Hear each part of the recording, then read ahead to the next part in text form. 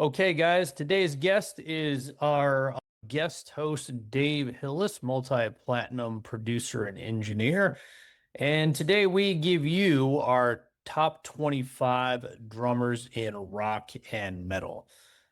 We talked before this and just wanted to also add some of the more underrated drummers in the rock and metal scene, along with a lot of the icons that we all know and love in the drumming world. So, without further ado, we'll just get right into it. This is me and Dave Hillis giving you our top 25 drummers in rock and metal. Okay, Dave, how's it going, man? Going good. How are you doing over there? Doing all right.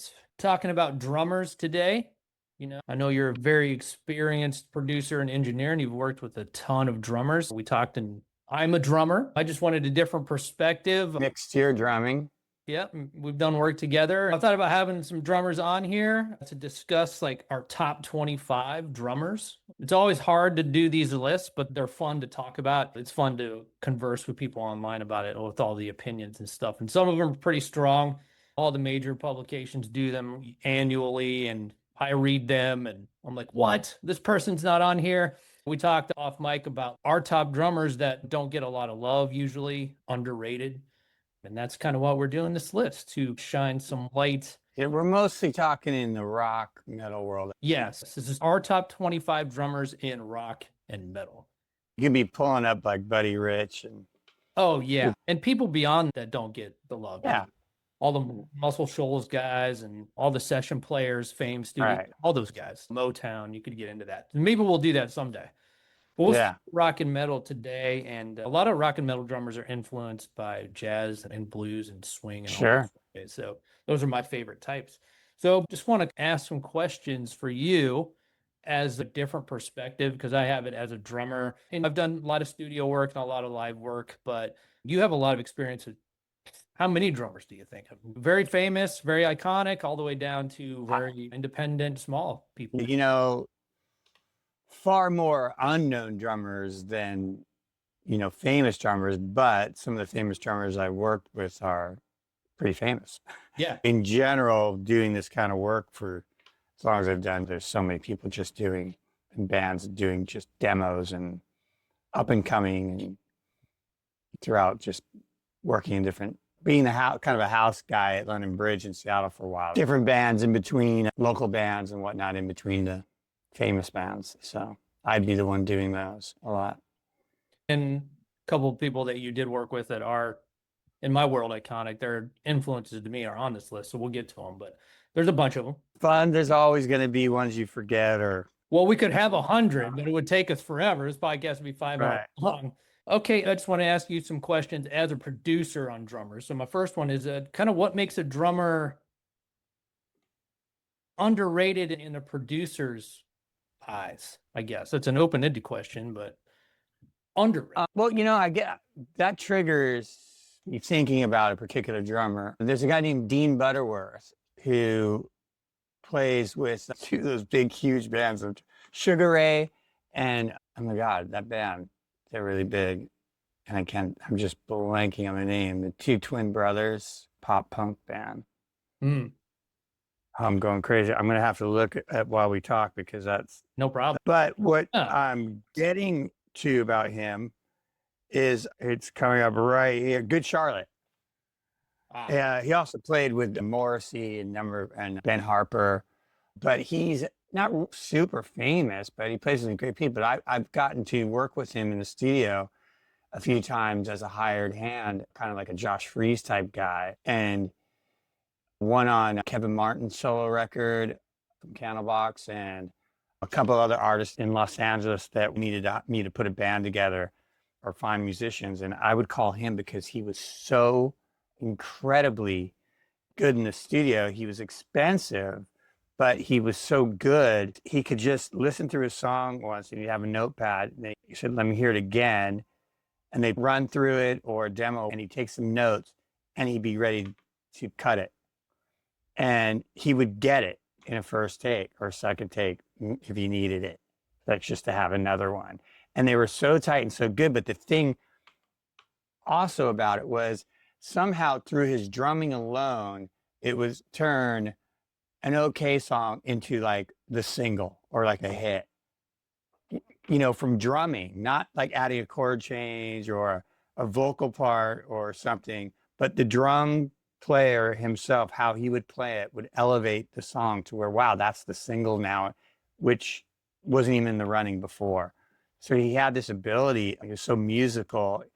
And I think it comes from he's a songwriter as well. So like he knew, the way he did the drums and made the song better. He made the song a better song. And I don't know how he did it, but people would be worried, God, he's awfully expensive. And I'd push him. I'd go, trust me, trust me.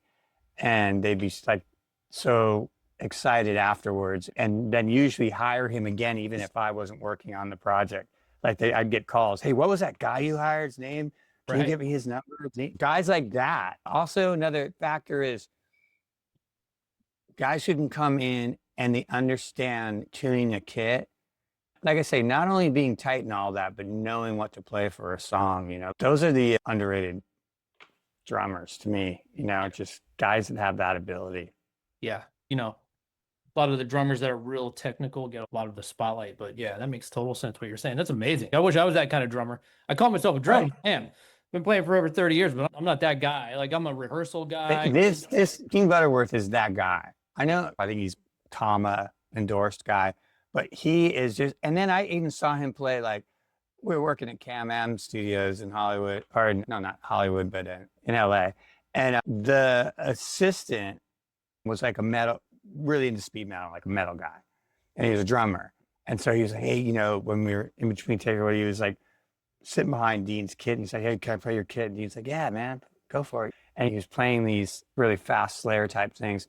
Dean goes, oh, here, let me show you something. And he gets behind it and just starts playing this speed metal beat type thing that I was like overdoing something else, miking something or like I don't know what I was doing. And I turned around like, who's playing drum? Did Dave Lombardo just walk in or something? Who's, by the way, journalist. But, you know, just like, it was incredible. Like, so it showed like, wow, this guy can go, you know, from completely pop, rock, whatever. And that's why I say he plays from everybody from Good Charlotte to Morrissey, to Ben Harper, you know. So he's just one of those guys. But strictly studio guy? No, he's there. No, he's Sugar Ray and Good Charlotte's main live guy. Man. And he used to be Ben Harper's guy. Okay. And he toured with Morrissey. I saw him play a Morrissey tour in Seattle. He got me tickets to come see him play there. That's a rare guy. He can just do it. It's a lot of work. Like professional drummer. Yeah, for sure. Have you ever worked with a drummer who didn't look like much on paper per se, but behind the kit blew everyone away? Somebody kind of had a preconceived notion about it that just came in and lit the workroom on fire. Can you think of somebody like that? I don't know. I just had an experience with this band I did from Texas called Identity Crisis. And we were doing pre-production via Zoom for a few weeks. And I was a little worried. You know, I'm like, hope these guys are ready when they get here. And the drummer just killed it. And I did not expect it. And he just killed it. And I was like, wow. So, I mean, those things happen. Sometimes people show up with their game face, you know, and freaking pull it out. I was really impressed. Well, that's one. That works. For sure. That was just recent. That was just like, you know, weeks ago. We talked recently, I mean, you've done art projects, sort of, you know, like art rock projects. I mean, in your experience and like maybe more of your opinion, like what's more important, like consistency or creativity? I guess it just depends on the project itself, but.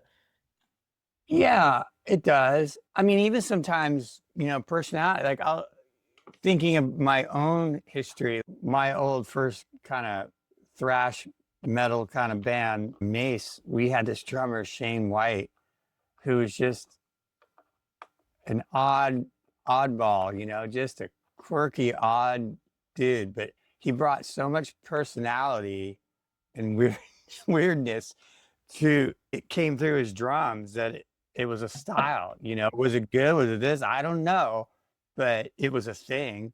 So, you know, there's that. There's certain people who just have their thing. And if they wear that full on and you can't deny it, whether it's good or bad, it works with anything. It works with guitar players or vocalist or anything. Yeah, I get You that know, for sure. like Now, he brought his personality totally to his yeah, playing, for sure. But yeah, of course, timing and everything. To me, you know, I'm really big on feel. Like here's a guy like Greg Gilmore from Mother Love Bone. I'm a huge fan of his drumming, his feel, and I probably would, yeah, I'd say 100% of the time on almost everything I produce when I'm working with the drummer in pre-production, I bring up Greg Gilmore's name because he does this thing. If you listen to a Mother Love Bone album, it sounds like his snare is gonna be late. It sounds like the click is gonna come down and his arms all the way up here, but somehow it's in time. Like he just is almost behind, but it gives it this swagger and this feel that's so cool. yeah, And like I'm always trying to get that, or he'll push the kick ahead, and the right. snare a little behind it, and A it just song, gives it that sex appeal yeah. and Danny pop Boy is, it. well, as soon as you Yeah, said that, Mr. Danny Boy in that record. his snare just Think of, land in that pocket. It's like almost off, but it's not. It's right there, and then yeah, he'll push the beat a little bit with his kick. And I'm always trying. I use that analogy and trick with almost everybody I work with. I always try to get them to do a little bit of that because it's sexy and it's feel and it's like yeah. pocket and groove. That's there's guys who solely tight to the click, and that works too. But I'm a big fan of the feel and groove stuff. Really deep, heavy grooves. That's what I go for. And metal, even if it's fast.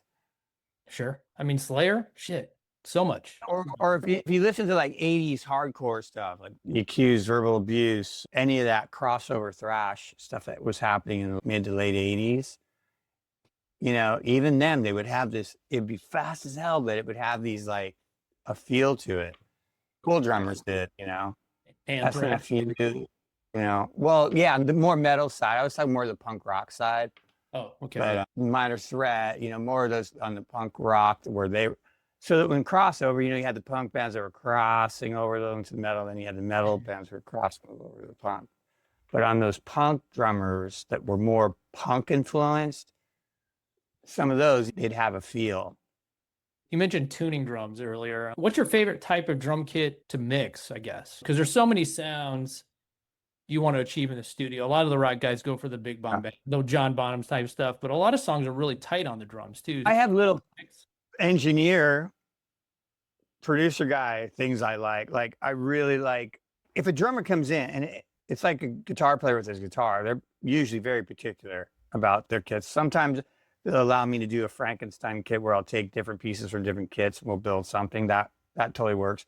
If they really understand tuning and having their kit tuned, or if they're really, once again, the guy I just worked with that I spoke about from Kaz from Identity Crisis, he was fanatic about tuning drums, and he would tune to each track, to the key of each song and all that stuff.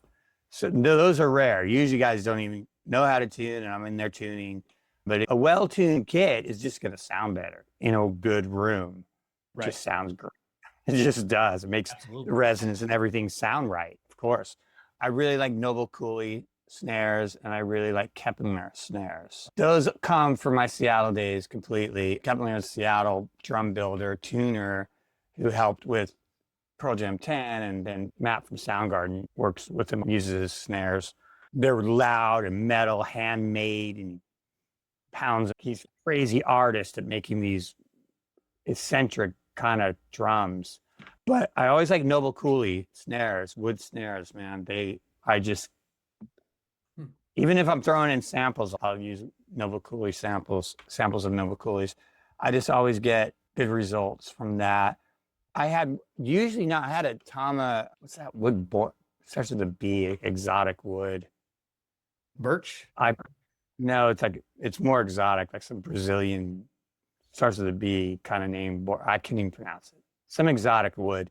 And I actually bought a snare because I built a new studio and I went to Guitar Center and I tried every single snare they had, every single one in the drum shop. And that one sounded the best, so I bought it. I had since heard other ones and I'd never liked them, but this particular one sounded really good. And with kick drums, kind of like the myth with guitar amps. Sometimes a small guitar amp sounds bigger than a big amp. Smaller kick drums usually record better and bigger. Yeah. I 22 went incher? down. I went down to really small, like jazz drum sizes. 18-inch. Yeah, those little guys. Yeah. And I have way better results getting a bigger bottom sound. Yeah. It's been always my experience. If you have the right room Yeah. and you have the smaller kick, you'll get a bigger sound. I mean, every time I've had drummers come in with big kicks, I usually have a problem getting a good recording of them. Yeah. What I've noticed, my tastes have changed over the years because you want Live, they sound cool, but getting them onto tape is another story for me anyway. You know, a big game changer on bass drums is the port versus no port. Like I've switched over to no port at all live though, because the drum feels good. You know, it's like way more compressed and it's just boom. It's like the drum. Yeah, I totally understand that. It becomes a problem as an engineer because I can't get inside the drum and cut all that bleed out. Right. That's the problem. Yeah, you could screw a mic in aside from the top. I mean, there's kick drums that come where they're like, it's in the kit already mounted in there, and then they put a head over it, stuff like that. Yeah. But usually that isn't the case, and you don't have the time to do that. Which leads us to that story I think I might have told you before with Dave from Pearl Jam. Abruzzese. Pearl Jam fans, chime in. I can never say his name right. I recorded him once, and I think I told you this story. And he had just joined the band. I think it was his very first recording with Pearl Jam. His first, my last. So that was the re-recording of Even Flow, right? Yeah, I honestly have no recollection of doing that. Probably did, but because I wasn't then keeping track of it. Well, you meaning what years ago too. Yeah, I was definitely there that session. I remember it being for the soundtrack thing. I remember him being the new guy and Dave Cruzin wasn't there. So that's why it sticks out to me outside of the fact that, so he was new, blah, blah, blah, and they're coming in. Different vibe now because we'd already done the record. They'd been out, had some success or out in the road already. And they were all talking in the lobby, and I'm probably going over songs with Rick or something. I don't even remember. Rick, the producer, who was producing it, Rick Parasher. And I remember going to mic up the kit and seeing that there was no port. There was no hole in the head of the kick drum to put the mic in. So I just went out to Rick, and said, hey, there's no hole in the kick drum. What do you want me to do? Just mic outside? And he's just like nonchalant. Said, no, just cut a hole, put a hole in it. And we kept a coffee can around that we would trace. Yeah, we did it. Yeah, you just did it. And so I don't even know Dave at all. Maybe just introduced to him. Don't even really remember. And he came in after me doing that. They were, going to go out in the room and start playing. And, nobody asked him. It didn't seem like it was a thing. We just did it. He freaked out. I don't know if he remembers this, if you ever do an interview with him, but he freaked out and he was really upset. And so I was like, whoa, and I felt really bad. I was the guy who did it, but Rick told me to. And Rick's like, and Stone had to come in and said, man, he's really upset. And, this is a thing. I remember seeing him out there getting all mad, watching the guys. I'm like, oh, shit. Oh, no. But yeah, it was a big deal. It was a special head to him. I remember Stone coming in and Rick's like, hey, I'll buy a new head. We'll buy a new head. The studio slap a new head on for him or whatever. No, that was a special head. So that was a big thing. So obviously now I'm very cautious to ask a drummer if I can cut their head before that. But I was taking orders from my producer. So sure. Yeah, that's an awesome story. Part of rock history there. But that's my interactions with Dave as a drummer.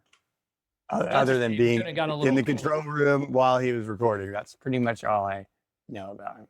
That's hilarious. Well, one more question before we get into this 25 drummers. And we've talked a lot off camera about computers and AI and our philosophies behind recording music and playing music as humans. Are we entering an era of too much grid perfect drumming? That's always the debate now. And, as we move on into AI, what are we going to do? Yeah, I don't know. So as an engineer working for other big producers, especially in that, obviously Pearl Jam, those things done before Pro Tools were commonplace, but by the time very late 90s and 2000s, everybody wanted to be on the grid. And I was the guy putting things on the grid, and auto tuning when it just came out, and the first versions that were horrible. And I just hated it. And as soon as I got established as a producer, I don't hardly ever auto tune this thing.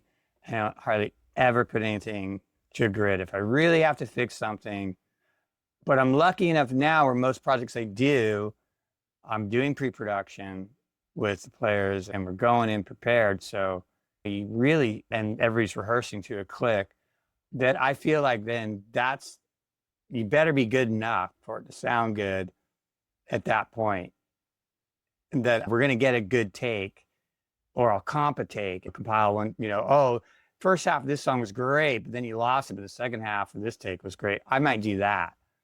But sure. If it needs to be cut up all over the place with the grid, then why are we even doing this? Is how I look at it. Right. And I have one opinion on, and some people love that. I have other producers that I know and mixers, they do that, and this stuff sounds killer. Maybe I should be doing it. I've done it too in my bands. Most of the tracks, all of our tracks were always, you cut and paste sometimes, but you kind of figure it out later. Yeah, because I do about as much. It was never, of course, verse cut up ever. If I'm the producer, then generally I don't do any more editing on drums than I would have done on tape. Perfect. Yeah. Balance it. Yeah. If I'm working for another big producer and that's what they want, and that's what you got to do. Sure. Yeah.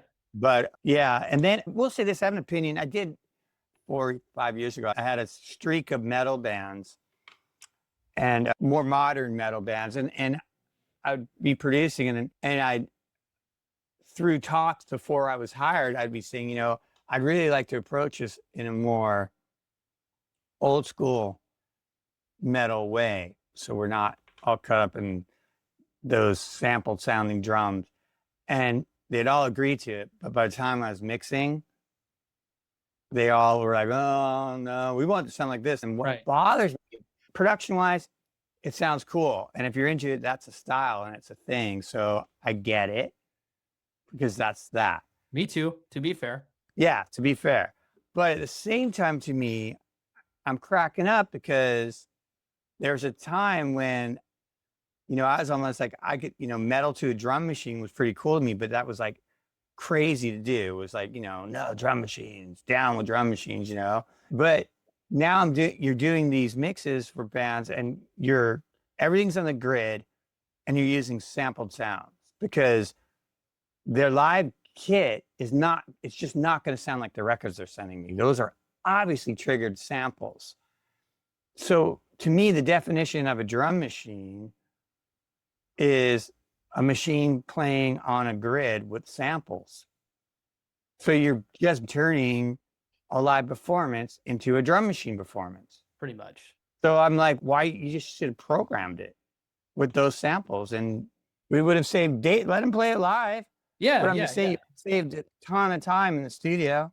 Yeah, at a certain point, it's going to take this. Silly to me, but I'd spend these hours lining it up to then I'm throwing the samples in. Yeah, and it just seems silly to me as the person doing it. I'm sure there's a metal band out there doing it old school.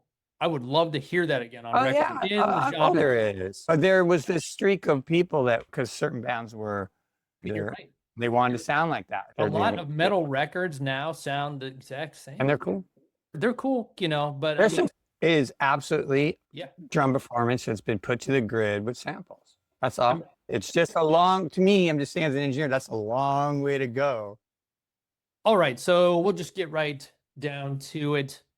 Our top 25 drummers, Dave. We've both contributed to this list and we've talked offline a lot about it, but it's a big discussion. It's always hard to do these lists. I would love to squeeze in 50 more, but this podcast would be hours long if we did that. So some of this list we were talking off camera was about some drummers that don't get enough love.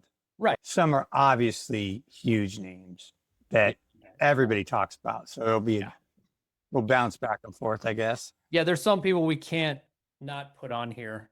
We'd get roasted, and because a lot of these folks are influenced by some of the other ones on the list. And to note, you've worked with some of these guys too. So we'll ask some questions there and go from there. So number 25, I said Brann Dailor from Mastodon. A couple reasons. The band has exploded over the last 25 years now.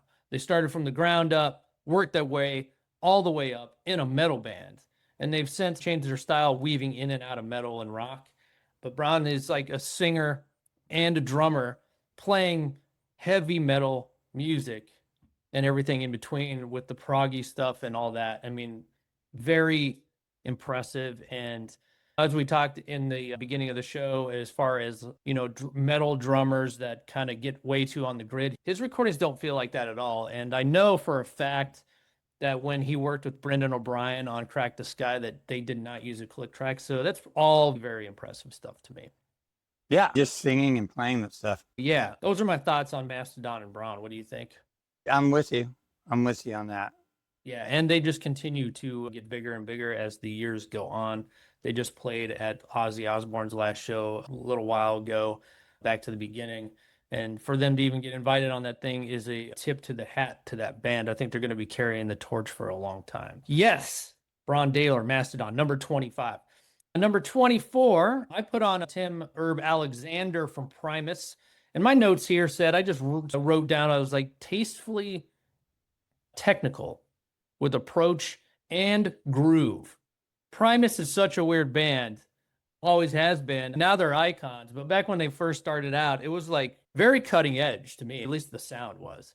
The dude's just really funky. And to play alongside somebody that's so eccentric and unique as Les Claypool, kind of playing the bass and more like a guitar, I put him in there, man, because I think he's one of those guys that not a lot of people, maybe they're starting to talk about him more now. He's got a pretty good following all on his own on Instagram and TikTok. So he's getting credit where credit is due now. But I think for a lot of years, his name wasn't brought up a lot. Yeah, I think, nerd musicians and stuff like that, musos are totally into them. I've never been like a huge Primus guy, but obviously always respected and know their musicianship is top notch and out there.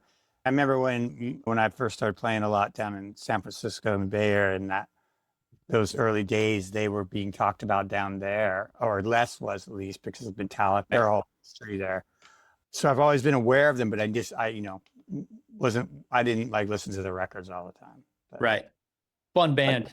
I just recently saw them live for the first time this summer, actually. And it wasn't with Tim because he has since left the band, but hopefully whatever he's doing now, he promotes soon so we can check him out and see what he's doing now. But yeah, they were amazing. I forgot about a lot of the old songs from the MTV days, especially. Yeah.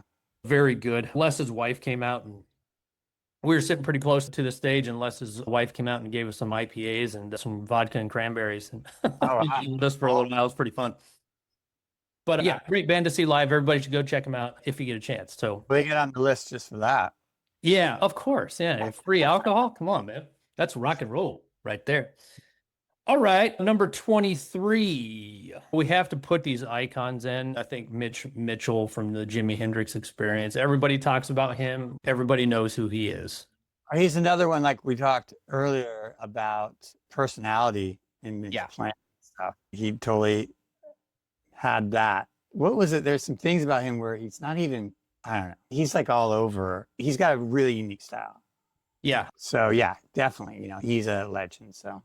Real groovy with the Experience. It was only 3 records with the Experience, right? Initially. Arms and all of his, kind of like Keith Moon-ish. Yeah, I would say like he's more doing a lot of feel on the cymbals as opposed to that a lot more. I would say not exactly like. He'd use other things to keep the time as opposed to the hi-hat. Right. Yeah, funky too. Yeah. Oh yeah. Mitch Mitchell, tipping our hat to him. We have to.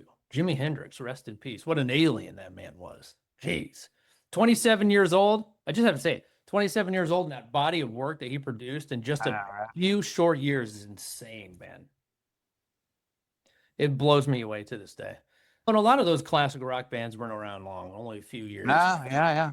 And they just put out all these. I mean, generally speaking, even if a band's been around a long time, they have their bursts.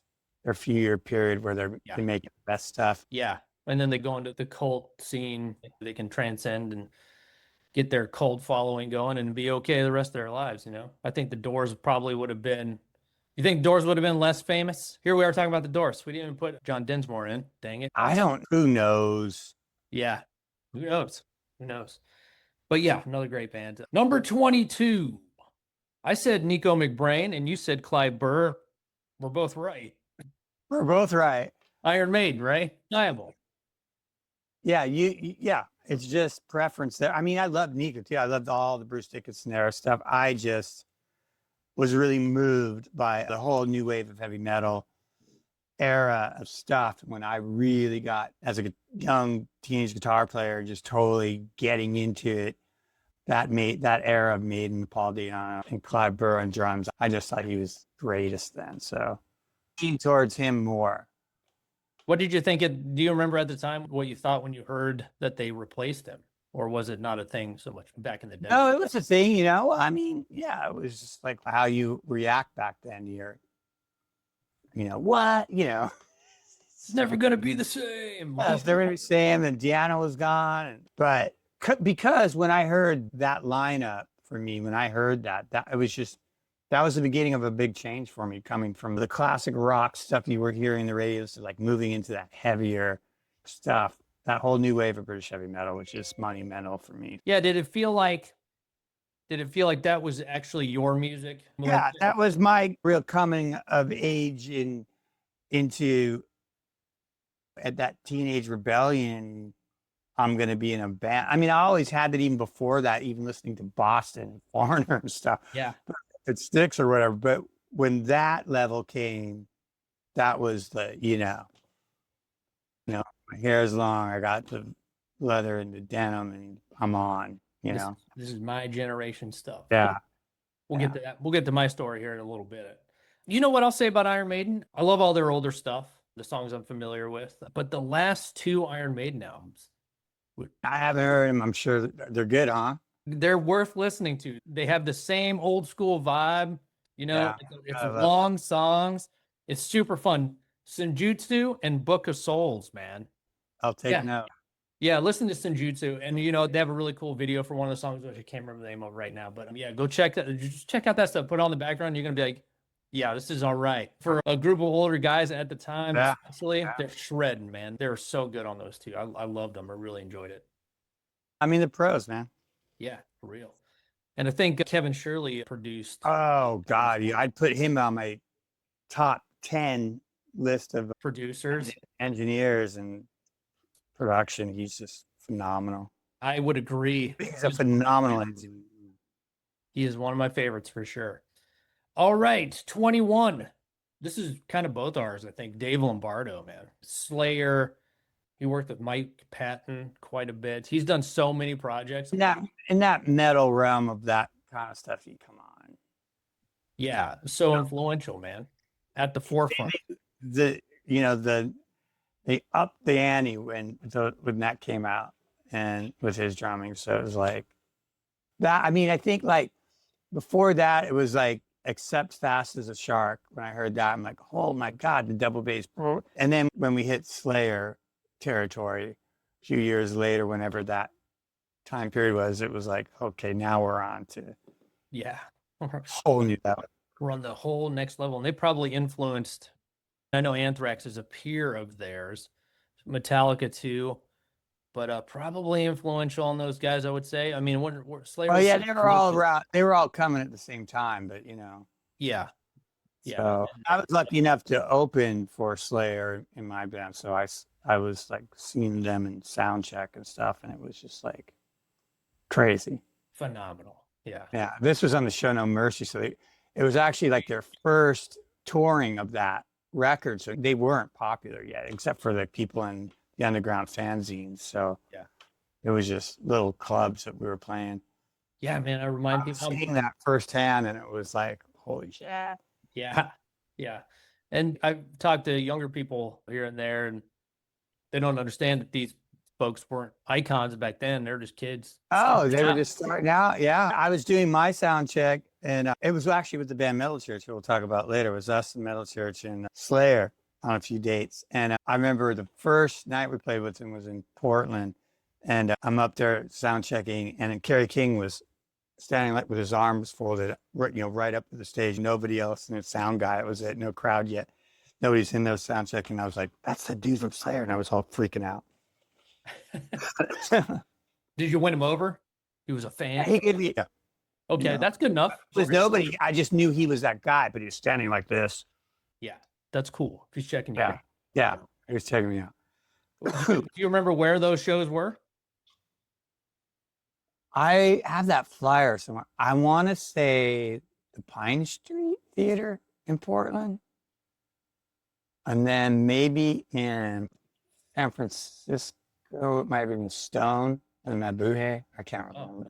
Long ago. Yeah, the Stone. That's a pretty famous place. Yeah. Right on. Well, that's awesome. You got to play with Slayer. I've only ever seen them live. Look at you. Rock star Dave Hillis. All right, let's switch gears a little bit. This is kind of weird. Going into more rock and roll, back to classic rock. Charlie Watts. Yeah. Everybody's talking about him, especially since he's died. But yeah, super unique guy. Skipping a beat on the hi-hat sometimes. Really. Yeah, another one, his personality, and he's just Charlie Watts in the Stones. What are you going to do? He was just this crazy, solid drummer. And I mean, he was their part of their sound. I mean, he's Stones, man. Signature sound too. All those iconic sounds. And the Stones were a weird band, man. They did a lot of experimentation, and he was a big part of that. Yeah. Exactly. Main Street.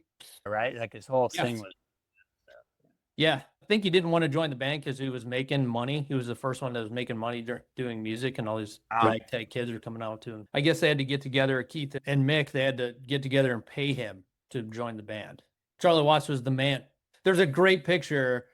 Nebworth 1976 is a legendary festival, and there's plenty of footage of it. And there's a picture of Charlie Watts backstage, kind of getting in Ronnie Van Zant's face from Leonard Skinner. Oh, really? It's a great picture. Right. Okay. And Ronnie's like visually pissed. That's not a dude you wanted to mess with. Charlie probably would have had his hands full. But it's because Skinner broke the Rolling Stones rule of not going out onto the tongue of the stage. And right. I've heard about that. Yeah. Yeah, it's all on YouTube. You guys can watch it. It's really fun. But yeah, check that picture out. It's really cool. And I think Doug from CCR had his hand around Ronnie. It's a great picture. He stood up to those guys in a suit in 95 degree heat. There's a great picture of him too in a suit where he sounded. I had. So I posted that picture of him when he passed. Yeah, it's a great story. But dude had balls of steel doing that, and fantastic drummer. I'm a Stones guy, not a Beatles guy, so if anybody wants to know that, there you go. But yeah, Charlie Watts, number 20. Number 19. Okay, me and you have geeked out over Phil Rudd several times off mic. We definitely did that when we talked to Dave Cruzin. Drummer's drummer. Everybody freaks out on Phil Rudd. Who knows what they're talking about? And the strange thing is, it's hard to articulate Phil and his approach to the drums. I've done an AC/DC cover, and in order for me to make it sound right, I had to literally beat the shit out of the hi-hat. I had to close it, just beat the crap out of it. Yeah. And it felt like I was in some resemblance of Phil Rudd. But yeah, man, what a great drummer. I'm a fan of the 70s AC/DC with Bon Scott more than Brian Johnson. I love them both, but that's just my thought on that. What's your thought on AC/DC and Phil Rudd? Everybody, when you're in a band, the first things, at least my era, was you had to have an AC/DC song cover to rehearse or audition somebody with or something. Yeah. So, yeah, I mean, he just left room, so it made everything sound big. He had that pocket. Dude, AC/DC, he wasn't all frills or anything. He just laid exactly what needed to be there, and it just made it all rock hard, Yeah, no, not a lot of fills either. Yeah, he just had the right beat, and then it just set everything else up and made everything else sound bigger and better. Yeah, just made the other guy just driving that band, just made the whole band play harder. Yeah. It was fucking awesome. Okay, number 18.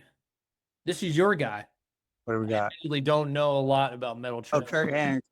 Yes, so Kirk Harrington, yes. I'm going to dig in on some Metal Church. Shame on me. Just another great band. I was just fortunate enough to play with them a lot, and they came from the Seattle area. Just a great metal drummer. just and it was the beginning of the crossover or the word thrash metal was starting to happen. They were a little more metal, but they played fast. It was just right on there's that borderline. You're either more punk or you're more metal. They might have been on the more metal. They were definitely on the more metal side, but fast, powerful. They cut it from the school of Metallica. Kurt, the guitar player, was from the Bay Area and from that whole crew of Metallica and all those guys. And so him coming to Northwest was he was in the band The Lude, which was a punk rock band from San Francisco, famous punk rock band from back then. So that's where that crossover comes from. And yeah, just that era of that mid 80s metal crossover to thrash. If there's one record, dude, and it's the first one. A lot of people love The Dark, the second record. Yeah. I think the first one, self-titled Metal Church. Okay. So all the young kids can go check them out if they have. Yeah, there's just for that era, man. And getting to watch him, they were brutal, man. With live, oh my God! If you ever track down the Northwest Metal Fest, which my band was on as well, but their live performance on that was just like freaking just. They had a song called Battalion, and you were just like, what? Just tough, just. But yeah, drummer, that falls under, when we're talking about top 25, we also, part of this making the list was people who didn't get enough love or attention. Absolutely. Unsung heroes. So he falls kind of into that. That's a good pick. I mean, Metal Church is definitely a name that's been floating around forever. And even like people that didn't pick up the records when they were out after that, it definitely rings a bell. And yeah, that's one to tip a hat to, I think. Definitely. Yeah. Influential for sure. Okay, next one is one that you also brought up, and I kind of did forget about because I was just thinking about it. So many drummers, man. But yeah, Ginger Baker, obviously, Cream, Blind Faith, and I learned that he was also in Hawkwind, which I did not know. Another one was about bringing the personality, like we talked about before, just a unique character and just falls out. If you ever see the documentary on him, oh my God, you got to see it. What a character, and just living the life of freaking musician, and he's just another one of those guys. Yeah, he's talked about and known, but you got to mention him. Absolutely. And it fits into what we were saying in the intro where we're talking about stuff. He just had a unique dude whose personality came through in his playing. Cultural impact too. I mean, playing in those two bands, I mean, it's undeniable, the songs on those records. Yeah. Blind Faith. And he was so hardcore, like his personality, his life. He lived such a hardcore life. Yeah, I heard he was quite hard to work with sometimes. Yes, he did. He's just hardcore, man. What a legend. Rock and Roll Hall of Famer, too. With both bands or just one? I don't know. Probably should know that. Question. Yeah. I don't have a means of looking it up right now. Okay, Ginger Baker, right on, number 17. Killer, legend, rest in peace. Number 16, this is another one that gets talked a lot about, but Alex Van Halen, Hot for Teacher Alone. Hot for Teacher Alone. Oh.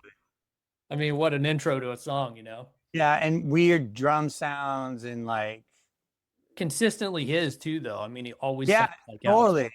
He had his own thing, not as talked about as much because of Eddie, obviously, and David Lee Roth being such a. But I mean, it's Van Halen, dude. Everybody knows who he is. And Fair Warning record, too. That record's so underrated. And Women and Children First, too. Obviously, the first record. And two. I mean, all Van Halen did. Yeah, pretty much all of them. At least with Roth. I mean, there's some good Sammy Hagar songs. I'm not going to hate on Sammy, You can't hate on Sammy. And early days of me, I saw Sammy in the Red Rocket era solo, before he got cheesy. And he was an unbelievable live. It was one of my first big arena concerts. Yeah. And he was awesome. He was amazing coming out fresh out of Montrose. He was on fire. But so yeah, and some of his songs with Van Halen, they were just great radio songs, man. Oh, that's for sure, yeah.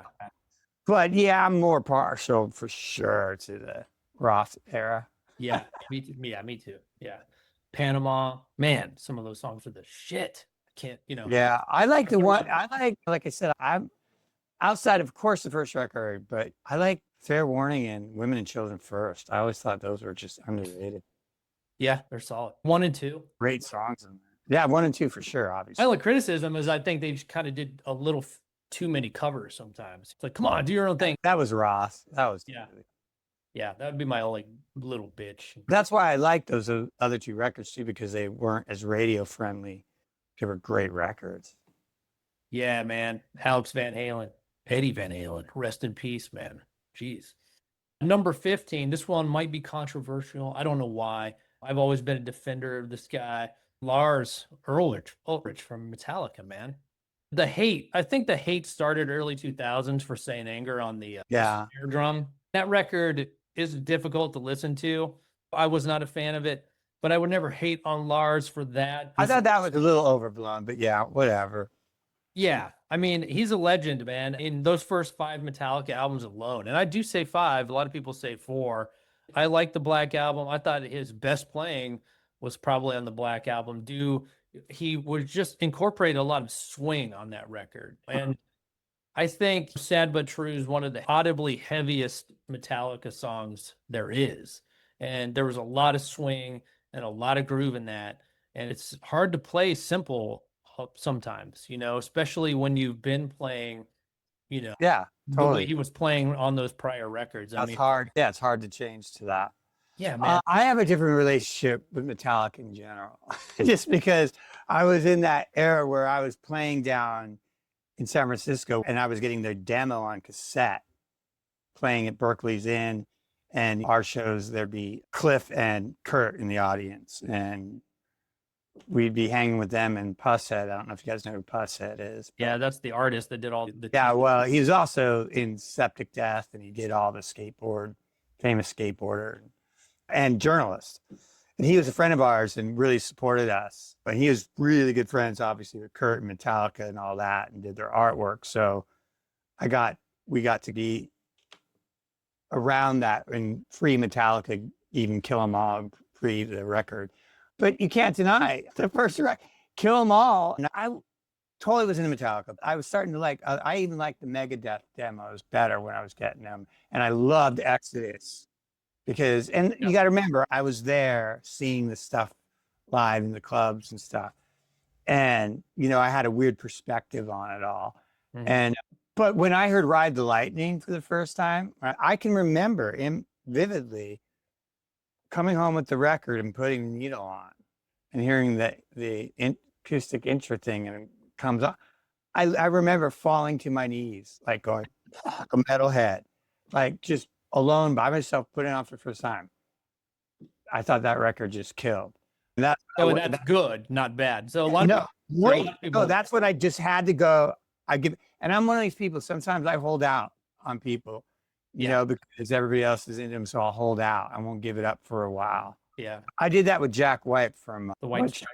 And then, then I was around him once and met him. Oh God, he's the real deal. And then now it's genius at what he does. But yeah, Lars, you just come on. It was a whole new era of set the world on fire in metal. And now they're like the biggest band household name that grandmothers know. Just as big as the drummer behind all that. Yeah, man, you got to tip your hat to him. I don't listen to a lot of Metallica anymore, just because back in the day that's all we listened to. That's all we listened to, exactly. And then I have the other perspective is that working in Los Angeles as an engineer and producing and stuff like that, I would talk to a lot of engineers. I started to know a lot of other guys who were working in the different studios all around town, and a number of them had worked on or been involved in some way on some Metallica sessions, and they would start talking about how much they had to edit the tape and making jokes about it. And I was like, really? So I was like digging in on things that this one particular guy I knew who worked on some sessions was saying, yeah, man, there are so many edits on the tape. And I'm not sure what record this was. And this is all hearsay. Yeah. He said, so when you edit tape and it goes by the head of the tape machine, if the music's turned down, you can hear it. It'll go. So you hear it go by the head. So he was saying, yeah, man, it was just like, how many edits there would be. And I was like, really? So I don't know. So there was a lot of bashing on him in that way, even before the snare drum thing. Yeah. About how much they had to fix his drum parts. I find that hard to believe because then I'm sure it's true to some degree because those guys wouldn't have been lying to me. And when you're in the studio, it's a whole new world. But hey, man, he pulled that off live all those years. So I Yeah, don't. I mean, they were a live band. Yeah. And I have a similar story in my own experience with another drummer who you have on the list we'll get to. But it's similar to what I just mentioned about Lars. Yeah. Okay, Lars Ulrich, man, we're standing by your side with the body of work alone. Yeah. I mean, Oh, you can't. What are you going to do? Yeah. What are you going to do, man? Icon. Number 14, this is your buddy. We've had him on this podcast. Great guy, great drummer. This is one that, even though he is a rock and roll Hall of Famer, Pearl Jam has had so many drummers. I think sometimes his name doesn't come up as much as it should. But Dave Cruzin from Pearl Jam and Candlebox and Unified Theory. Great drummer. Always thought so. And I mentioned this to you off mic a couple of days ago, but as Dave Abruzzese came into the fold later, I think Cruzin probably influenced him with the hi-hat work and stuff like that, because you go back and listen to his feel on the hi-hat on 10. It was so unique for the time, for sure. I mean, not a lot of players were playing like that, and so tasteful, really groovy, and yeah, great player, man. Yeah, I just lucky enough to record that record with him and then do a bunch of other studio work with him. I hired him out as a session player on a number of records over the years. And the reason why is because I just love his feel. And he looks what he plays. I don't know if you ever noticed he plays. Yeah. Has his right arm out like that. He's really good at weird percussion stuff he'll have on. He does little tasty things when outside of Pearl Jam, like working with him in the studio, he'll do these cool creative stuff that was really cool on some of the records I did with him.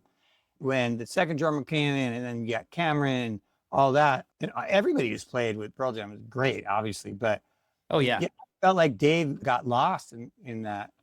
And I'm surprised because the big hits, the songs with the feel, that's all Cruzin, so it's still the biggest album they've done. I mean, all the other ones are pretty damn big too, 90s, but man, yeah, that's still the biggest one for sure. So yeah, I think he's definitely doesn't get enough love for sure. Yeah.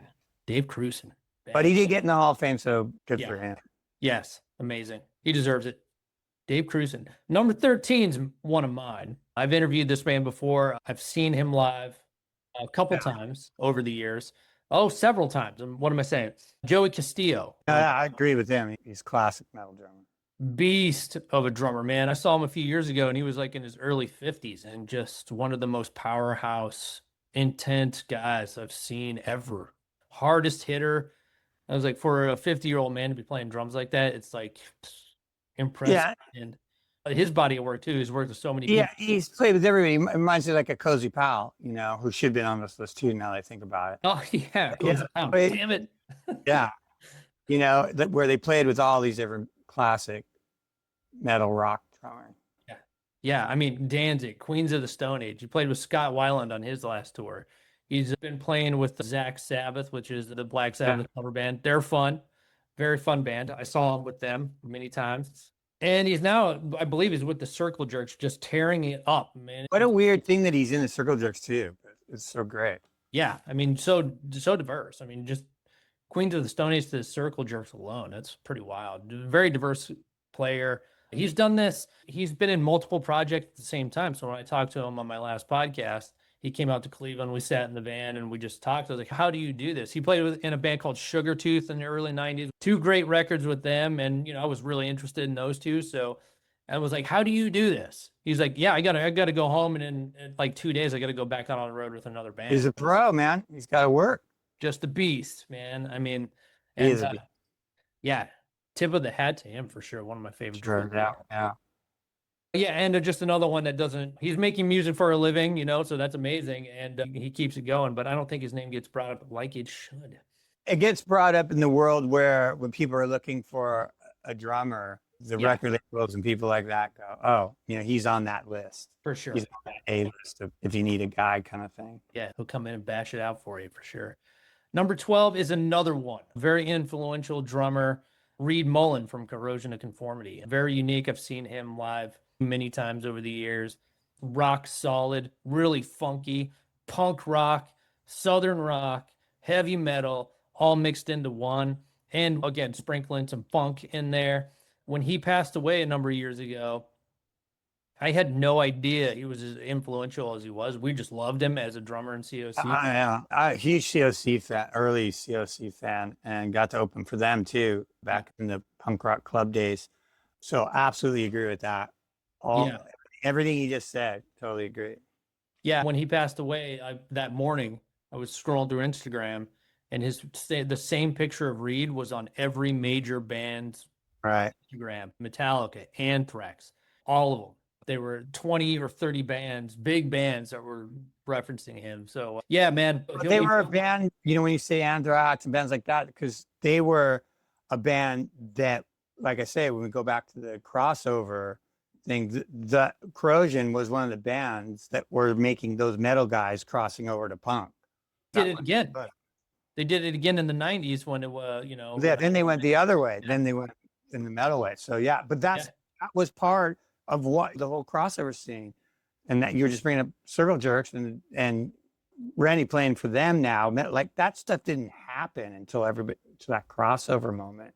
Make some really cool music. Yeah, for sure. Number 11. Ah, yes. This is one of my favorite drummers, influential for me for sure. Steve Gorman from the Black Crowes.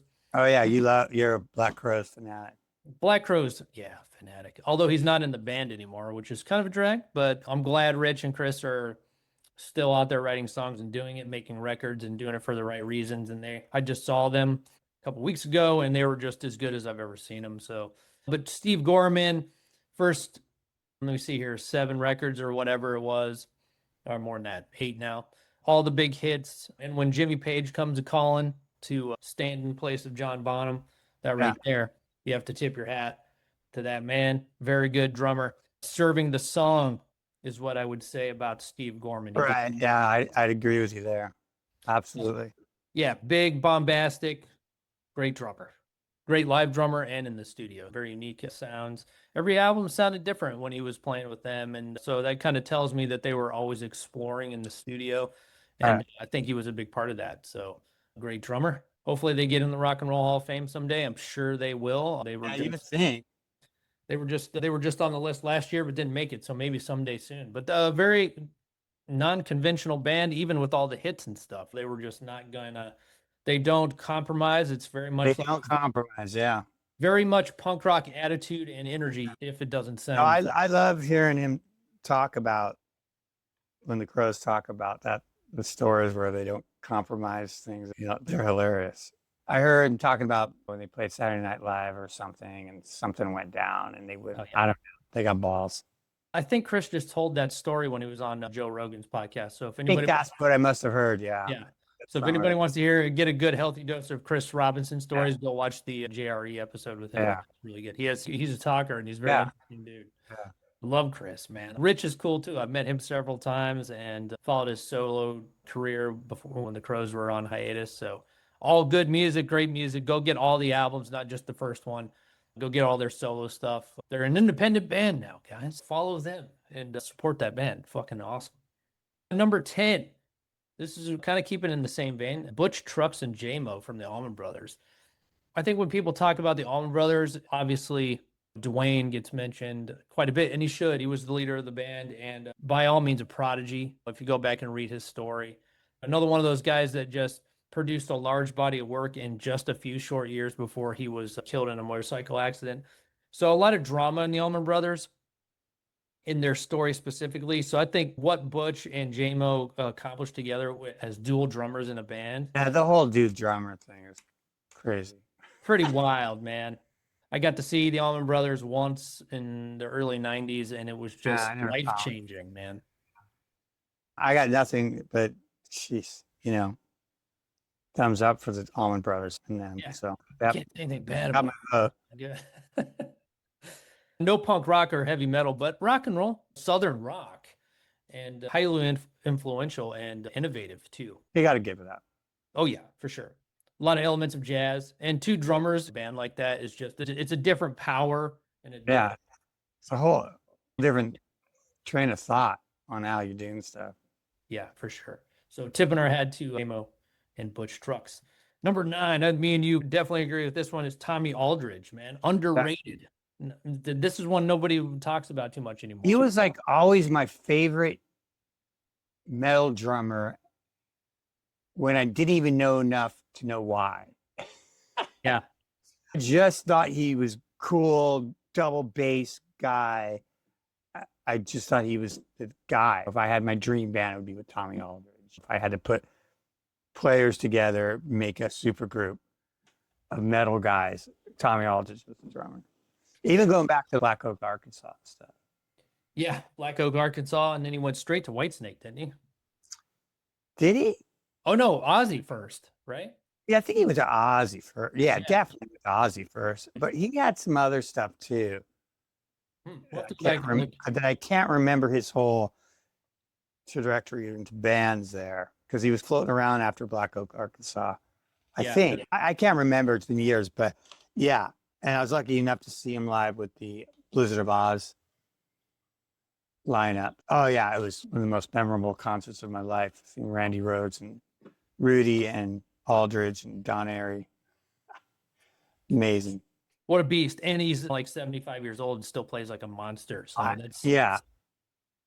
we got to tip our hat to Tommy. He's definitely a metal classic. Come on. Hell yeah. Icon. People celebrate some Tommy Aldridge. Go on and get the Whitesnake album. Tommy Aldridge, dude. He's a thing, man. Yeah. I wish maybe he does session work. I need to really actually dig in more into him. Yeah, I see him still give quotes and stuff. He's still around live. He does like clinics and things like that. Oh, okay. For sure. Cool. As far as like being on a record lately, I think it's probably Whitesnake, the more later stuff. But right on, Tommy Aldridge. Number 8, this is one of the guys we have to mention. I mean, Keith Moon, man. Yeah, I don't even know what to say. Personality, crazy. Yeah, crazy. Legend. You know, you don't even have to talk much about him. Everybody knows. Yeah, we just have to shout him out, of course. You got to shout out. Because there'll be some haters. What about Keith Moon? He's on there, guys. God damn it. Keith Moon, what a monster. What's your favorite Who album? Do you have one? I don't know if I have a favorite album. There's definitely over the collective work. God, because Kids Are Right, Tommy. Yeah. Quadrophenia, and what's the other one? Who's Next? For sure. That's my favorite. It's kind of like a Beatles thing or the Stones, where there's so many different songs from different albums. They're hard to. What's your favorite one? Yeah, there's a lot of deep tracks too. So all you young kids, Zeppelin, they're such classics. You can't really pick the one record. I don't know. Yeah, Bob O'Reilly. Come on. Yeah. Join Together. My Generation. Come on. Yeah, and just some, and the more wackier stuff too. There's a lot. Yeah, there's a lot of really good Who songs. People, go check out the Who if you're not hip to the Who. Not just the hits. Go get the deep tracks. A lot of these classic rock bands are missing out. That's why Tommy's cool, because it's a concept thing and all that. Yeah, innovative too. And so is Quadrophenia. It's also a concept. Quadrophenia concept, yeah. Love Reign Over Me, man. What the hell? Great song. Great song. Keith Moon, rest in peace, man. Legend, of course. We don't even need to say it. Number 7, not much to say on Neil Peart other than on here. You just say Neil Peart and then move on, because we have to, so we don't get roasted. Although now that makes me think Stuart Copeland too, but that's another area. Dude. But whatever. Yeah, I mean, of course. That's all. We could do another one of these maybe next. Did we talk about what is his name? Mike Portnoy? Portnoy? Oh, I had him on there, but you took him off. You got to mention him, because there's like so many drum nerds who will freak out. Yes. So we understand Mike is a fantastic drummer, but I put him on there and I was like, I just don't know enough Dream Theater songs to have he's like, dude, the drum nerds are fanatics. Well, you know what, man, crazy for him. I'm a song guy, so yeah. I just you got to give it up as like we did with some of the others. Yes. Number 6, Gen X legend in heavy metal, influential in the power metal. Right. Vinnie Paul from Pantera, and people do talk about Vinnie. He's not underrated by any stretch of the imagination, but got to put him on there. His last 15 years or so were really rough for him. So got to see him many times over the years with Pantera, the original lineup, and it was every single show, every single one of those guys threw 100% into those shows, and they were just a legendary band, very impactful and influential in the heavy metal world in the 90s specifically. See, I remember him. I was familiar with them The when 80s? when they were glam, because my band, showing my age again, but we were in a lot of the same fanzines of that time. So their picture would be like next to, I'd see them in that. So I knew of them back then. I didn't even know they were the same band later on when I was coming around the 90s. So Quite a big change from the 80s. but yeah, but we all did that. They just were apt to not ever change their name or be in new bands, because we all did that. They changed singers. Yeah, coming from that era, you were still growing and finding your sounds and stuff. So Yeah, and that band, they just got heavier and more abrasive. right, that's what would probably happened with my band. We would have stayed together for that long. Yeah. We would have gotten at least better. Yeah. Oh, yeah. We were horrible. What's cool about Vinnie is his actual drum sounds on the records were pretty innovative. Nobody had sounded like that before, and it took a lot of work to that. I think that's why they were so influential, was the sound of their records. They did them usually themselves with Terry Date. Yeah, Terry gets a lot of credit for that too. Yeah, and he should. I mean, he's a legend. Yeah. So funny, we were just talking about Pantera and then growing.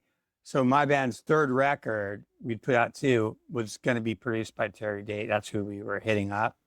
And then we broke up, and I'm like, that's when we actually would have made a good record. Right. Yeah. You're just at that point. And Terry wasn't famous yet, so we could get him. Right. And he was local. What year was that, do you think? That would have been 87 was our second record. So going into 88. Okay. So he had done Soundgarden by then. And I guess he probably did. But he still wasn't like a famous guy. Well, Soundgarden wasn't famous yet. Yeah, he wasn't like, high dollar yet. We could still have gotten him. Yeah, I mean, he still does great work. He did a recent Deftones record, and it sounds amazing. Yeah. Oh, he became just a local guy, became huge, like a lot of people in Seattle. What a team, Pantera and Terry Date for those 90s records, man. Killer bands, killer producer, super influential. Tip to the hat to Vinnie Paul for sure. Now, number 5, man, I needed to put this dude on because this is one I don't think enough people are talking about in the larger scale, and that's Sean Kinney from Alice in Chains. I don't understand why more people don't talk. It's probably because of Lane. It's probably because of Lane's story. Well, I mean, Alice gets so much love online. Oh, they do. Yeah. You don't, in particular in drum world, hear a lot about Sean, unless we're missing it. I'm lucky enough to record him as well. I've known him for years, and monster drummer to record in the studio, and just knocked his parts out like nothing. Total unique style onto signature style. Damn. The way he writes. Great drummer for that. Because Alice, big part of their sound that people forget is Sean. Yeah, I know. He just doesn't get talked about enough. I mean, Facelift is an amazing record, but then they just took it to the next level on Sap and Dirt. But Dirt itself. And Wood, I mean, the drums on Wood. It's specifically, and we've talked about this, privately, but Sean's left foot on Wood. Listen to Wood on headphones, on cans, isolating cans, and listen to his footwork on Wood in the verses. And that's all I played. I mean, I have such a personal memory and story for that, because I remember when they came in to do Wood, it was just like a one-off, and they had been gone on the road and getting more famous and big from when I last saw them. And I come to the studio because I'd be the first one there, open the door for everybody, getting them in, and I'm pulling up in the parking lot, and there's a semi in there. I'm like, what's a semi doing in the parking lot? And it was for Alice. And I'm like, holy cow, man. They made it. Obviously, they're on MTV, but still sinking into me. And they were loading, they're not even there yet. Crew's there. We're loading them in. And there's a brand new purple DW kit. And I just remember, God, that's a cool looking kit. It's a purple sparkle DW kit. And it's brand new. And their tech was setting it up. And I just remember miking it up, admiring that drum kit. Yeah. And then Rick showing up, a producer, and asking him, mic setup, our classic setup. He goes, yeah, classic setup. But we used to put the room mics really far back in that room because it's such a great sounding room. Right. Thus you hear it clearly on Wood because the room mics are cranked. on that huge drum sound. That's from. I totally remember that day so vividly. Yeah. And I remember Sean coming in and knocking his part out late afternoon, early evenings kind of thing. And he wanted to get out of there because he was taking a trip to Hawaii. And he was just like, he wanted to just get his part done and get out. Rock star, young rock star. And he was out, went to Hawaii, and then we finished the song with him gone. That's impressive, man. His mind somewhere else. Is like, I got this locked down. Was he a guy that would just not do many takes at all? He would just bang it out one or two. Well, be done with it? I mean, I did that song. Yeah, Rick was picky, but Sean was good. And yeah, we got it that day, got sounds and got that by early evening. So that's good. Were they a band that did layerings, or would the drummer or Sean lay down a track and then go right to the bass and then right to the guitar, or they would just do it later? Things with him were sap and wood. So Facelift I was around there. I was part of the production. I did the demos for Dirt. Well, they were called the demos because we did the Dirt record, but they scrapped it and redid it with Dave. So Jordan records, I wasn't, around, although I have brought up the tapes later and played them for myself and did my own, playing with the remix, the faders to see what Dave did. And that's layered a lot. Yeah. His technique. But when we worked with them, the ones I worked on were so quick, like wood was a day and sap was a week or something. Wow. We did that in a week, that EP, 5 days a week. It was quick. It might've been 5 days, 5 days or a week at the most. So yeah, those things were off the cuff projects. That sap EP, he was just doing, he kind of conned the record company into some money to go in and record. Jerry did. Yeah. So those weren't like, okay, we're making our big record, our second record, first record. So these were more quickly done projects that I engineered on. So in those particular cases, they were pretty get a good take and move on kind of thing. Right on. Sean was good enough to do that. Absolutely, yeah. And then there's other songs too later on down the line. No Excuses. I don't know 100%, but I could probably guess that whole song was written around that drum part. That whole intro part, man. How do you come up with parts like that? It's so creative, you know what I mean? It makes you mad. It's like, why didn't I write that? It's because I'm not that good. And he's a drummer, dude. He was drumming from really young age, like professionally and stuff. I don't know if people know that. He had like gigs as a kid. There's like pictures. So he's been a drummer for, like, he's not just a metalhead, because he comes across as such a metalhead drummer, drummer guy, right? Mentality guy. Yeah. Clown around and all that kind of stuff. But no, he's a drummer. Absolutely, yeah. Real deal. Yeah, right on, man. Sean Kinney, the best. Yeah. You need to talk to him sometime, man. Elusive, like Bigfoot. Yeah, he's a interesting and funny guy to talk to, too. I remember the Nona tapes. Did you ever see those? Yeah. Yeah, on the Three-Legged Dog record. Yeah, he's a character for sure. Yeah. Everybody go check the Nona tapes out. Last time I talked to him, I went and saw their tour with William singing and said hello, went backstage and said hello to them and stuff. And he was a little more mellowed out. He wasn't as nutty and wild as he was. He was quite fun to talk, more. Before, when you talked to him, he'd just be messing around so much you couldn't get a straight sentence out of him. Right. Yeah. But he was kid. Yeah. I mean, hey man, I like the new material Austin Chains does too. I think it sounds great. Yeah. I mean, Jerry's a monster, dude. Yeah. He's just that's a whole nother freaking conversation. I know. Yeah, we'll probably have it someday. We've done a bunch of podcasts, so I think we've talked about Jerry a little bit. I'm gonna go in Cleveland on September 5th, I think. Yeah. Why not? Small room, House of Blues. Let's go, man. I saw Jerry a couple years ago by himself, but I want to see him in a small room. I saw him in a big place. So right on, man. Let's keep on blowing through these. We got a few more. This is one of my favorite drummers ever, JP Gaster from Clutch. Yeah, I'm not as familiar with Clutch, so I feel I'm dumb, and I know of them, of course. Yeah. I just never, one of those bands that I need to get to. Yeah, I'll give you some records. I'll give you the good starting point for them. I'm friends with Vance, one of the producers, and he, is always raving about it. And I just, one of those things, a band that I just need to get around to. Yeah, I'll send you some stuff. JP, man, talk about a band. Well, it's the original four guys. There's never been anybody else in the Oh, band. okay. That in itself is pretty tough. They have a bond. They've been playing since they were kids, and they've been doing nothing but this band their whole life. So they've turned it into a little bit of their own little industry. They have their own record company. That's what I got from Vance telling me about them, that they're their own machine kind of thing. Yeah, and reportedly, JP practices like hours every day on tour, dude. He has a practice kit in the trailer. There's video on YouTube. You guys can go check it out. Go find it. I don't know exactly where it is, but that dude is practicing. Right on. He lives it. Yeah, he's like you said, one of those professionals. Just an amazing drummer, amazing feel, a lot of funk, a lot of groove, a lot of heavy metal, a lot of hardcore, all mixed into one. Fantastic drummer. A lot of people know him, but go check out some JP from Clutch, everybody. Great drummer.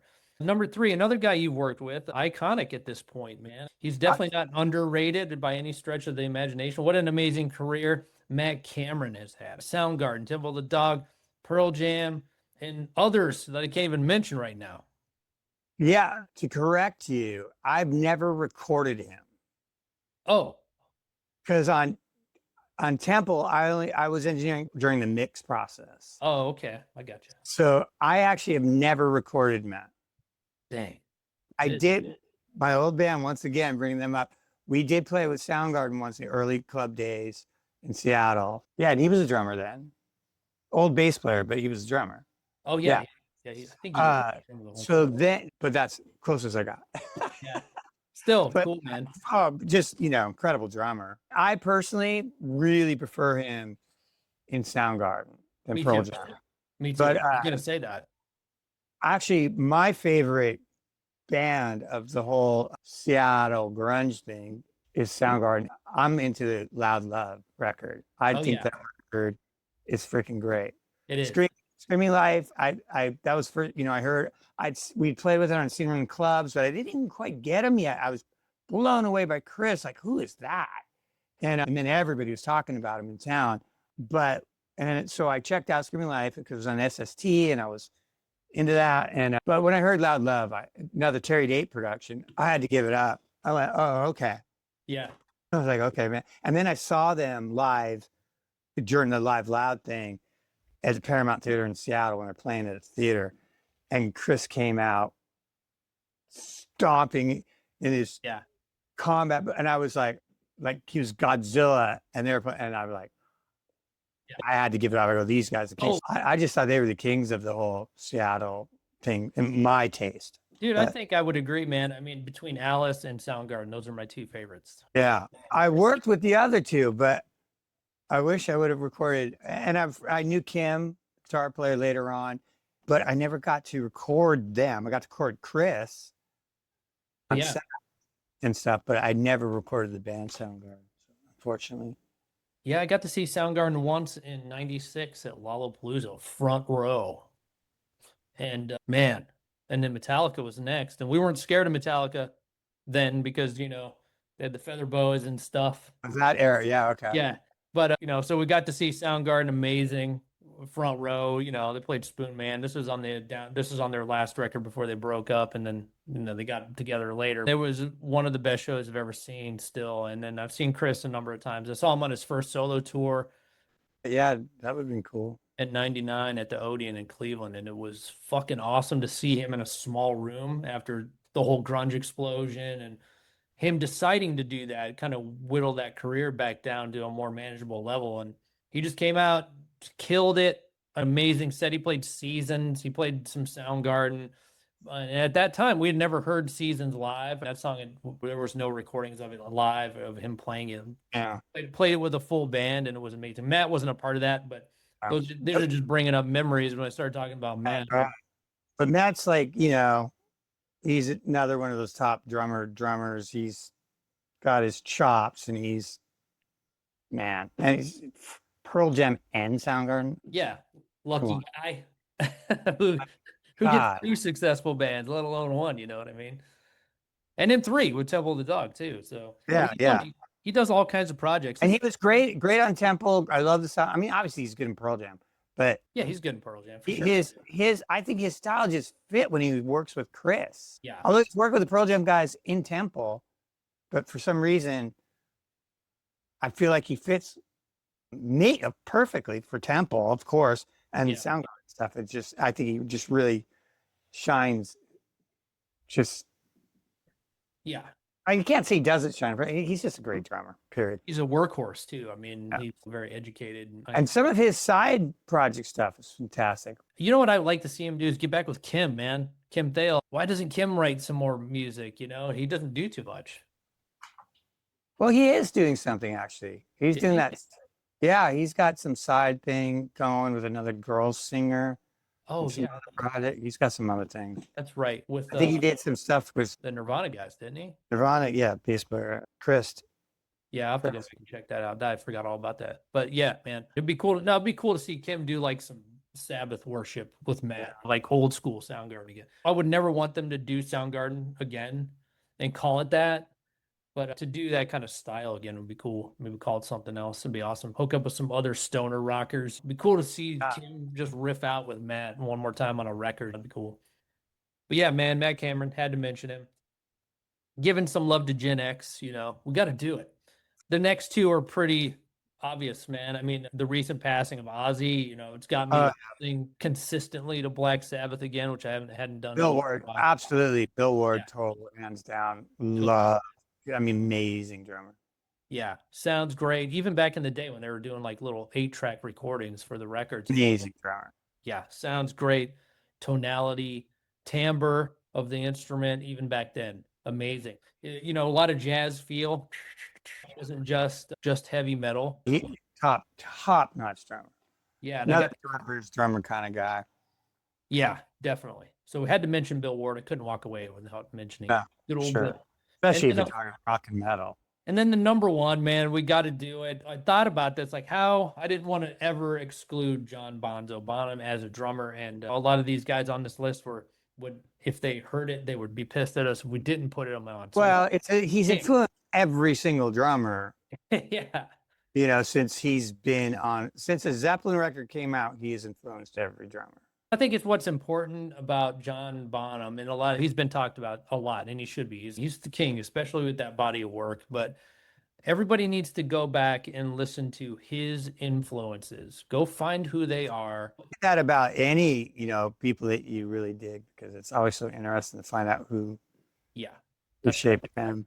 That's right. I find myself doing that more and more, but go research John Bonham, go research his influences, and then go listen to his influences. That's what I'll say about it, just to put a little different twist on it, because everybody knows Zeppelin.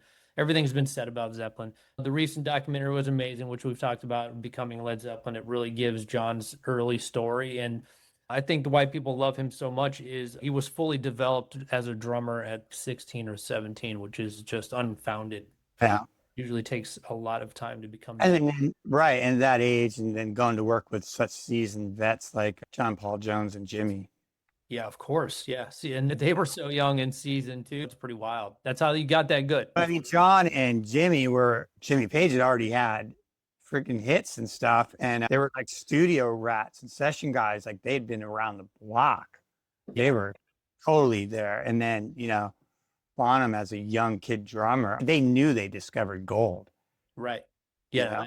It sounded completely different than what they're not controlled. You got a studio session drummer back then where probably the studio engineers had to wear lab coats or whatever. Totally. Yeah. Totally. Wow. But man, just had to do that. We got through 25, man. Cool. I think that's a good number. Okay, wait. We had a couple honorable mentions. Oh, yeah. Okay. Yeah. These are things that, like, if there's any drummers that even listening to us, that I think that don't get talked about. DH from Dead Kennedys, punk rock band. Gotcha. Amazing drummer. I got to know him. Phenomenal musician in general. He would come and play me these tapes of him, these 4-track tapes that he'd still be doing stuff on. Him playing guitar, singing. It was like Prince, like listening to a Prince, playing all the instruments and this stuff that was just incredible, not Dead Kennedy sounding at all. And I was like, what? like just amazing. And, you know, his drumming style for that 80s hardcore punk rock, come on. Sure. Just and the racial barrier, being a black guy playing in a white punk rock band, that was awesome. Were And, they hey, DC bands? no, San Francisco. San Fran. Okay. Bellevue Afro. Yeah. He had a storied life, you know, things like that. But man, talk about a total talent that way doesn't get talked about enough. People who know kind of thing. And then another great drummer I saw that is another one that just got burned in my brain. One of those memories burned in your brain kind of thing was Hunt Sales. Soup Sales. What was that his name? You know, the actor from the 50s, Soupy Sales. Nope. Total famous Canadian actor. Well, his sons are musicians. And your parents might know, or your grandfather. Yeah, go back to the 50s. I'm like, oh, I don't know, man. Put me on the spot. Anyway, But yeah, definitely. anyway, their son's a famous actor from the 50s. And he was just phenomenal. And they kind of got a little bit famous when they played with David Bowie or Tin Machine. That was the rhythm section, the brother rhythm section. But I saw Hunt, and I loved him then. And charisma, he had this look and this killer tattoo of these praying hands on his chest and hardcore life. Yeah. It comes from this famous father thing, whole Hollywood kind of story thing. But I saw him in Club Lingerie, or the old Club Lingerie in Hollywood, playing with TSOL, punk rock band TSOL. I don't know if you know them, very famous punk rock band. I've heard that name too. Yeah. Yeah, it's totally great punk rock band. And dirty, sweaty club in Hollywood. And there for I happened to see that they were playing. It was an off night. And I'm like, oh man, I got nothing. I'm going to go check that out. And I was sitting at this table, like corner, watching him play. It was just phenomenal. I was just a monster badass. Yeah. Drummer. Anybody's interested and curious, you got to check out. So it's Tin Machine, obviously. Shout it out. With David Bowie, but okay. Right on. Yeah, I thought he was just this great drummer. And another one just got this colorful, storied life. What we'll do is we'll put some of these records in our show notes so people can check them out. Yeah, totally. I mean, you know, the underrated guys, the ones that aren't talked about. I think that's kind of the point. We kind of need to like push this music into the, you know, do what we can, do our part, our little part in this small community that we have to promote these kind of. Yeah, some of these unsung heroes. Like I said, when I saw Hunt Sales, he was one of those guys that, man, if I was putting together a dream band, I'd get that guy, you know? Yeah. Yeah, one more honorable mention for me, I'll say Stanton Moore, funk drummer in a band called Galactic, but... Oh, Galactic. Yeah, I know. I'm familiar. Yeah, that dude is phenomenal too. He's not a super famous, makes music for a living. And he played on the new Corrosion of Conformity that's coming out next year. Okay, cool. Double album, and he's played with them before, but I saw them with that band and without Reed and Game Changer. He was standing up the entire time, screaming and playing the drums. I was like, I've never seen a guy do that before, just stomping on the bass drum. I was like, dude, all right, you're a legend already. Yeah. Very and in one other one we forgot too, in Metal World, and another Seattle guy, so I'm familiar with, and recorded their live album, one of their live things, and seen him record in the studio is Scott Rockenfield from Queensryche. Absolutely, yeah. I hit a kick drum sample there by accident while we were just talking. But not an incredible technical metal drummer. So he deserves a mention because metal drum nerds from the back in the day. Is he still in Queensryche? No, he's part of that whole. They're in that whole. They broke up and lawsuit under the name.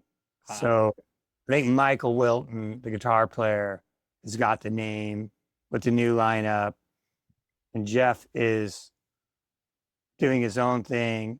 Scott was with the winning side of the name, but then he got in a fight with them and left, and then is in a lawsuit with them. So it's like this three-way lawsuit going on. So they're a mess, unfortunately, because I know the guys, and it's too bad. But they had their run. They did. The business will eat you alive if you let it. Yeah. A lot of So, ego. so that's that. I think that's, we did what we could. I think we did a really good job. I think we did for our first drummers list. I mean, maybe we'll do Yeah. another one someday, but I'm not even a drummer. so, well, yeah, but you've worked with a ton of them, so you definitely have experience with drummers. Probably more than me. I just have me. Yeah. and my buddies that I played live with over the years. But I got a little drum kit right behind me here, man. I'm getting back into it, starting Alright. to write, and maybe be writing some music with some friends soon. So I'm looking forward to that. I just want to do some studio projects and get into it. I'm going to do some drum videos here this fall and get out there a little bit more and get more inspired to play the drums. Podcasting is awesome, but I want to get back to playing music. All right. Taking a break for the last several months, and this is the longest I've taken in, I don't know, 25. Yeah, you got to get back out there. So thanks for talking to me about drums, man. We'll do some Yeah. more lists. It's fun to talk about this stuff here and there and in between guests. Have And, fun. Have fun with it. we'll just keep Reminisce, talk about our favorite things. Yeah, hell yeah. Yeah. All right. That's all I got for today. Take it easy. Till next time.